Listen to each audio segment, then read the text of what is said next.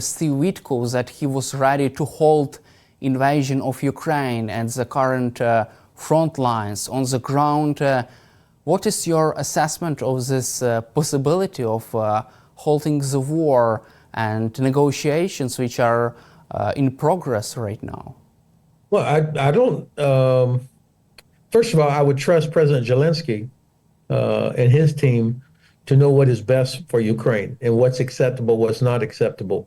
And I think what a ridiculous offer, and the fact that Mr. Witkoff even repeated it is also not very good. That the big concession from Russia was that they would not take over all of Ukraine. I mean, what kind of a concession is that? So I think the Ukrainian government knows that Ukraine's soldiers are winning on the battlefield, on the ground. They stopped Russia, even without adequate help from the West. Russia cannot defeat Ukraine, and so I think Ukraine is in a position you can make demands about your sovereignty, about future security,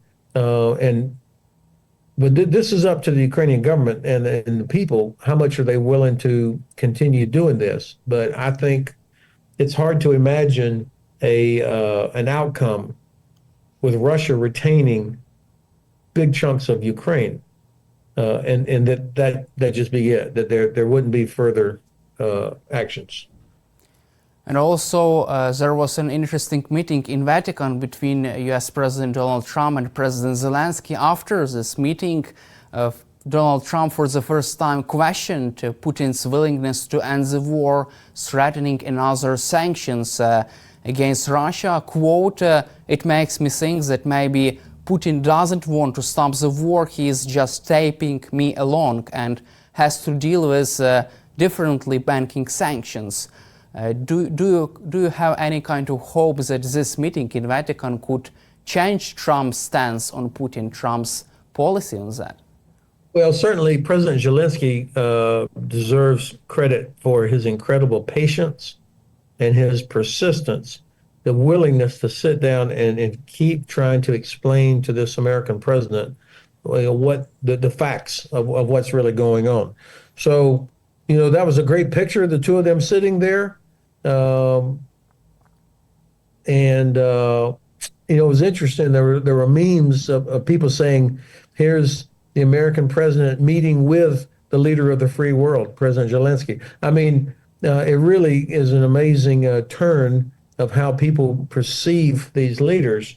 I would trust whatever President Zelensky said, but I think if this meeting between the two of them was President Trump listening to President Zelensky and finally understanding what was going on, if he then goes and does something and puts real pressure on Russia, then I'll be impressed.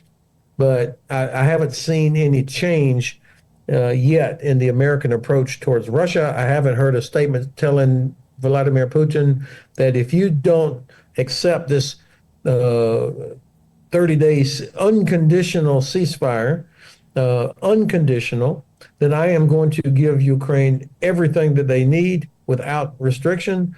I am going to add more sanctions, and I am going to take steps that will crush Russia's oil and gas industry.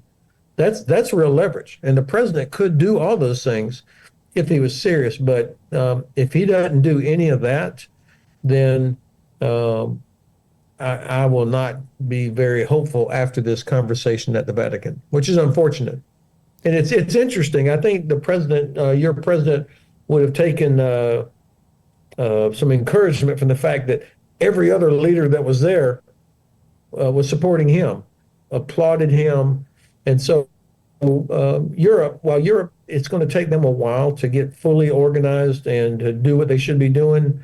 There's no doubt that European countries have the capability and the resources and the industry that dwarfs Russia, and that they could really do tangible things that would help make a difference for Ukraine. Let's cover also this offer from the U.S. administration from Steve Witkoff. Trump's administration proposed to recognize Crimea as a Russian territory de jure and de facto recognize Russian control over occupied territories of Ukraine. If the United States government recognizes Crimea as a Russian territory, what would this mean from a political and military point of view? What kind of strategic leverage Russia would have in case of such recognition? Well, number one, it would be a catastrophe for American credibility. I mean, that because nobody else is going to recognize that. I mean, the EU, European countries have already said, no way, we would not recognize that. So American credibility would be in the trash after something like that. Number two, the Chinese will take note. The Chinese will see that, oh, okay, so the U.S. is flexible on territory as they continue to take parts of the Philippines or Taiwan or other of these disputed islands and coral reefs out in the South China Sea, for example. So this would not be useful in our deterrence efforts against China.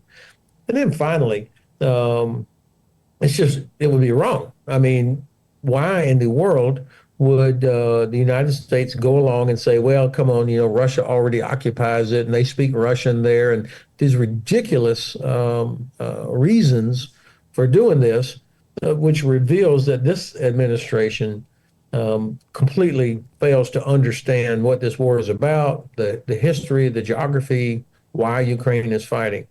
So I hope Ukraine does not accept that. Ukraine is not obligated to accept anything that the Russians and the Americans might work out, nor are other European countries. I think for sure Turkey is not going to accept this, and that's important as well. So I hope that Ukraine makes it very clear that you do not recognize this. And then finally, this will have a negative impact on reconstruction because the big investment companies that would bring enormous amounts of money to help rebuild Ukraine, if they see that Russia occupies Crimea with a so-called American recognition of it, then I think they will be reluctant to invest in reconstruction because they will see that these are the conditions for Russia resuming the conflict after whatever sort of resolution there is. So I don't see anything good in it. Also, U.S. Vice President J.D. Vance threatens to abandon Ukraine ceasefire talks if there would be no any kind of progress. If the U.S. abandoning ceasefire talks, would this be worst case or the best case scenario for Ukraine? Well, first of all, part of the problem on the U.S. side is that you've got 5 different people talking about what the plan is. Secretary Rubio, Mr. Witkoff, General Kellogg, Vice President Vance, the president himself, and none of them seem to be in harmony or synchronized in what they're doing. So, whatever the vice president says, it reflects what a part of the administration believes or wants. But I don't know. I'm not confident that he speaks with any authority for the president or the rest of them. It's just it reflects the disorganization and I think the incompetence of their approach. To be honest, unless it looks like the U.S. was getting ready to really provide real support to Ukraine and put real pressure on Russia, then the U.S. walking away from this is not necessarily the worst case, except for us. It would be worst case for us, and it would be really damage any credibility the administration has by doing that. But from Ukraine, the perspective of Ukraine or Europe, I don't know that that's the worst case based on what the administration is doing so far. For the Russians, it would not be good because without the U.S. there, I mean, the